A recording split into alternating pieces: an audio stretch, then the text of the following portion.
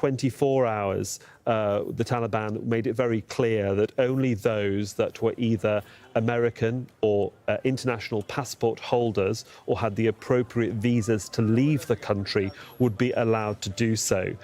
Anybody else that didn't have the appropriate paperwork has been pushed back from the airport. Of course, the scenes that you're seeing now are of what 24 hours ago, when many people were hoping that they may be able to get into the perimeter of the airport facility and try to plead their case and get on as many of these flights that were heading either up north into the Central Asian republics and passengers being diverted there into Europe and North America, or via the Middle East and the Horn of Africa, as we're hearing some Afghans have already arrived in Uganda and in Qatar, where they're now being repatriated via domestic flights into the US. The issue of whether this was any sort of attack has yet to be determined. No one has taken responsibility. Let's join Rob McBride, our correspondent in the capital of Kabul. Rob, these details very sketchy. We have an idea from the Pentagon that an explosion has occurred. What did you hear, or what do we know about this explosion? Well, this happened a little under 1 hour ago, and it was colleagues of ours in the Bureau, which is a couple of kilometres from where we are here, closer to the airport, actually heard it there. That's been confirmed by other sources as an explosion coming from the direction of the airport. And then it has since been confirmed by the Pentagon that they understand this is an explosion that has gone off. There's no word yet about any casualties, and it apparently happened at one of the centres that's close to the airport. We understand it's one of the encampments used by the contractors. Different contractors have different bases around the perimeter of the airport. It's apparently happened near to one of theirs, near to one of those encampments. Now we're waiting to get confirmation that it is an explosion, but it comes at the end of a day of heightened tensions all around the airport, with these warnings of an imminent attack, a suicide attack from multiple sources by Islamic State, or at least the Afghan offshoot of that organization. Now, Islamic State has been active here in Afghanistan. They tried to establish themselves, especially since the demise of IS in other parts, in the parts of the Middle East. They tried to take root here. That was fought back against by the military, the government, and also with the support of the United States. And in fact, there was a real concerted effort led by the United States to try to drive them out of Afghanistan.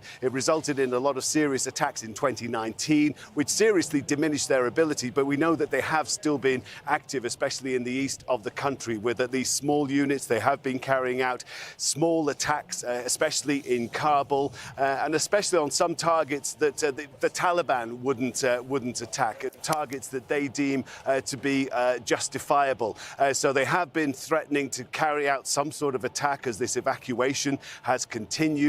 We know that they tend to thrive upon disorder and chaos, and with everything that's going on at the airport at the moment, with the evacuation, with thousands of people around there, with foreigners and people associated with foreign missions trying to get to the airport, it is an extremely vulnerable time. It is, from an IS point of view, a prime target. So there have been these warnings that an attack was imminent. We had these warnings earlier on in the week, but there have been really reinforced in the past 24 hours or so, confirmed by multiple sources, and even the Taliban themselves saying, yes, there is likely to be an attack, and also warning that, in fact, their Taliban fighters are just as much at risk as anybody else there at the airport. And of course, Rob, there was great concern in the lead-up to, you might say, this sweeping victory of the Taliban to take over the country, that various prisons and areas of incarceration where ISIL operatives were being held had been, basically, they'd been let loose. The doors had been opened, but nobody had actually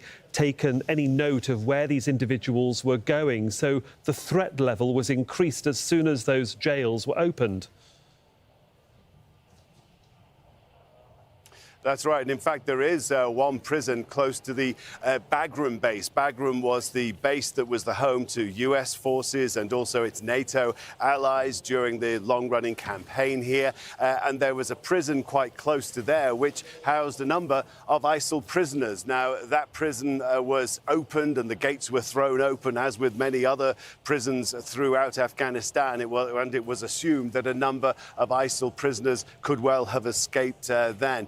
As we said, they have been responsible for some pretty audacious, pretty despicable attacks as far as Western governments are concerned, and also many people here in Afghanistan and the government is concerned, such as attacking targets that the Taliban would not deem to be legitimate targets. So they have been responsible for some quite serious attacks. The Taliban relationship with them remains somewhat ambiguous at times. Officially, the Taliban says they have no dealings with Islamic State and will not have any dealings under the new administration with Islamic State. They've made that extremely clear, and as they've reiterated with these current threats, that their Taliban fighters are just as much at risk as any soldiers from the US or the other coalition allies or people thronging around the airport. In fact, if anything, Taliban would be more in the front line. They are more exposed, if you like, to some sort of a suicide attack by Islamic State, because of course that would be on the outside of the base. It's very difficult to see that they could ever penetrate the base and get close to Western soldiers. So Taliban would be just as much at risk. Having said that, there have been some occasions where the Taliban has been there have been suspicions that Taliban, at least at some local levels, have been working in coordination with Islamic State. But as I said, on a national level, the Taliban says it has nothing to do and will have nothing to do with the Islamic State group. But we are still waiting to see if this was indeed an attack, an actual bombing at the airport, and indeed what casualties there could be.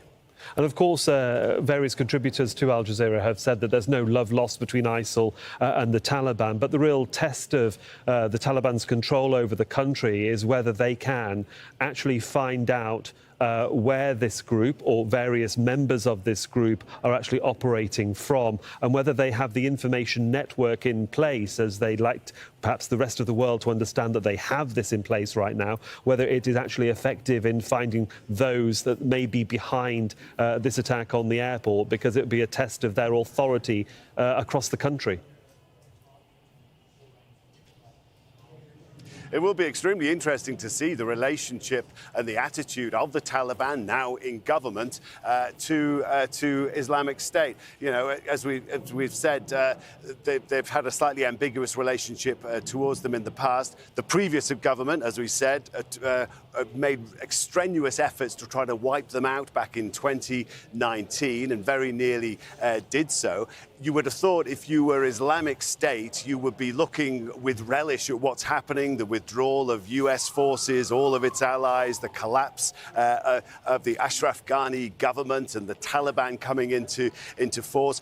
Remember, of course, that the Taliban were extremely, they made the point very strenuously a few days ago in all of their first briefings when they suddenly found that they were the government here and they were running the country, that they would not give any kind of haven to groups that were intent on watch each other all day, and then there's dozens. The other day when we were there were hundreds of civilians packed like sardines, banging at the gate, hoping for a chance to get in, holding their papers up to the Americans.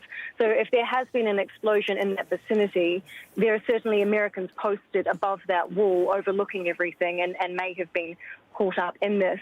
We heard this explosion at 5:40 p.m. local time, which is just over an hour ago. When we were there, we heard a second explosion, which was not as strong. And we also heard sirens coming from inside the airport. And then the Taliban had just pushed everyone back, and they had appeared to have brought in reinforcements. There were at least double the number of Taliban fighters down there guarding the entrance as there normally were. They were very tense. They were shooting in the air. I saw them break a camera from another journalist. And they were very tense and very concerned and shooting frequently. Charlotte, we're also getting more news from the Americans that they suspect that this was a suicide attack. If that is the case, then it does lead into the direction of ISIL, doesn't it? Yeah, ISIL's MO, if you will, in Kabul is to do suicide blasts that target civilians. Usually they target the Shia minority, and they have been a constant threat in the back of everyone's minds in Kabul for some years now, although it has been some time since they have pulled off any type of large attack. But they are very much enemies with the Taliban, and that is one thing that the West and the Taliban have had in common here, is their mutual hatred for ISIL. And ISIL pockets have been in the east of Afghanistan, but they have tried to target civilians in previous years. And this was definitely on everyone's radar, that it would be easy for them to target the airport. The Taliban tried to push people back, but there were just so many people. There was no way to check people's bags, to pad people down as they entered the area, because the airport itself is so big. All they did was shoot in the air, and it appears it has not been enough. Charlotte Bellis in Kabul, thanks very much for the update. Of course, we'll continue to monitor what goes on. These are live pictures coming from Kabul International Airport. Of course, the sun has set. It's early evening there now. It seems that the military operations to get people evacuated from the country continue, and that the bomb blasts that we've been hearing about haven't interrupted that sequence of events. However, everybody will be on alert. Let's just cross over to Kimberly Halkett, our White House correspondent in the US. Of course, the US just getting that news now. And Kimberly, we were getting various sourced information from the Pentagon about what they thought was behind these explosions. What are you hearing from them now officially? Well, we should point out that the Pentagon is expected to brief, and so we are watching for the latest official updates out of the Pentagon and from the Department of Defense spokesperson John Kirby. But already the United States has confirmed that they suspect this was a suicide bomb. And as we have been reporting, there are potential casualties as well as injuries. We know there are injuries to at least 3 U.S. service members. The extent of those injuries is unclear. Now, here at the White House, things are changing very quickly. I can tell you that the U.S. President Joe Biden has been briefed on the explosion that has occurred at Kabul airport. I can also tell you that he already met with his top national security advisors. And in some ways, unfortunately, this was not unexpected. In fact, we know that the U.S. State Department, as well as other American officials, had been cautioning Americans. We know there are at least 1,500 that are still awaiting evacuation. They were told not to go to the airport because of concerns of what has now transpired, and that is some sort of explosion. What we are told is that this is potentially a suicide bomber that is behind this detonation. Now, given the fact that there was a warning in advance, it's not clear how many Americans, in addition to the service members, may potentially be affected by this. But again, this now begs the question about what is next. Now, the U.S. president, up until today, had been very firm about the withdrawal of U.S. troops to be completed by August 31st. But he said that with that being contingent on the continued evacuation of those that needed to get out prior to that withdrawal deadline.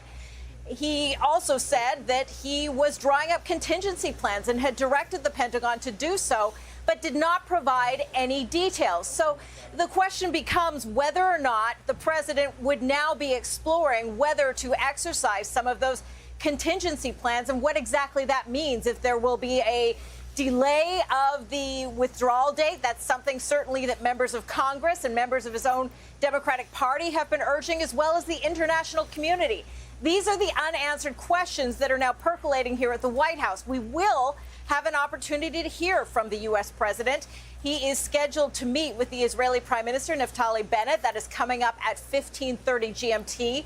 We have not yet had word of whether or not that meeting will be delayed. We know that Afghanistan was one of the topics that would be discussed. it's very likely now that that will become a primary topic of discussion. And of course, some of these issues I've raised are certain to be asked by the reporters who will be present for the initial part of that Oval Office meeting. Just to bring you up to speed from the wires that are dropping here from Reuters, Kimberly, no German troops injured in the explosion outside the airport. The Turks are saying they haven't been injured in this, though there were 2 explosions. Obviously, one would assume that the American president or those at the Pentagon will be speaking to their NATO partners that have military personnel at the airport, and they'll also be talking, if you're talking about these contingency plans, about how they are going to work together in terms of either the 31st of August or how to reevaluate the evacuation process. The pressure was already on Joe Biden to extend this August 31st deadline, to keep American troops in country for at least a period of extended time to allow for the evacuations. There's no doubt that the pressure is going to be even more intense for him to become more flexible and potentially extend this deadline. Not only has there been domestic pressure on Capitol Hill, but also, of course, as he met earlier with the G7 leaders, they urged him to extend this August 31st deadline. So one can presume that that coordination is taking place. We, as mentioned, already know that there was a meeting in the Situation Room of the White House where the top security officials of the United States were briefing the president. We know since then he has been updated on this explosion. But again, we should remind our viewers that this is something that the White House was preparing for, given the fact that there had been indications and warnings that a suicide bombing or a bombing of some kind or disturbance of some kind could take place at the Kabul airport. That is why Americans were told not to go to the airport, and that's why the evacuation flights had slowed and there had been some interruption in that effort that the White House insists remains its highest priority. So these are questions that are being raised, we suspect, at the White House right now. The contingency plans, still not clear what those are, only that we can tell you the Pentagon had been directed to order those up, and we're now watching very carefully to see what the Defense Department will say moving forward. There is a Pentagon briefing that is scheduled, and there's no question that what is on the minds of so many reporters in that room is the very latest on what is happening at the Kabul airport. For the moment, Kimberly Halkett, our White House correspondent, thanks very much. Let's just bring you up to speed on what we know so far. And we are getting a Taliban source now saying that as many as 11 people have been killed at Kabul airport, including foreigners, and also a suggestion that children may have also been injured. As Kimberly also confirmed from the US, we're also getting the same from the Pentagon, that 3 US personnel have also been injured in that blast, which happened just over an hour ago. The Germans and the Turks are saying nothing has happened to them, though they were close or in the vicinity of the blast. They seem to be OK. Let's cross over to Charlie Angelo in our London broadcast centre. Obviously, a very fast-moving story, Charlie, as the sun sets in Afghanistan. The Turks and the Germans saying they're OK. Americans have 3 injured. The Taliban now saying that as many as 11 have been killed. Of course, many phone calls, I'm sure, going from European capitals to the US and vice versa. Yes, well, the word here from the UK Defence Ministry is that they're still trying to establish exactly what has happened, whether or not it has affected any of their personnel or the Afghans that they're trying to get out. Now, remember, there's still a large number of civil servants, including the UK ambassador to Afghanistan, inside the perimeter of the airport, still processing visa applications. And they have said that they will remain there until the last minute. We know that the threat of these attacks, which the UK Armed Forces Minister was talking about this morning, has brought forward the evacuation flights and ended the evacuation flights for many countries. The US had warned countries to remove their military and embassy personnel immediately.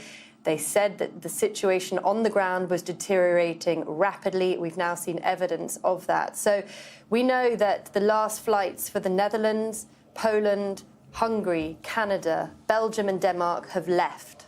They've wrapped up their evacuation efforts. And Denmark the Dutch government did admit that it's probably left some Afghans eligible for relocation behind. It just couldn't get them all on board. The Canadian Chief of Defence Staff also said, we left sooner than we wanted to.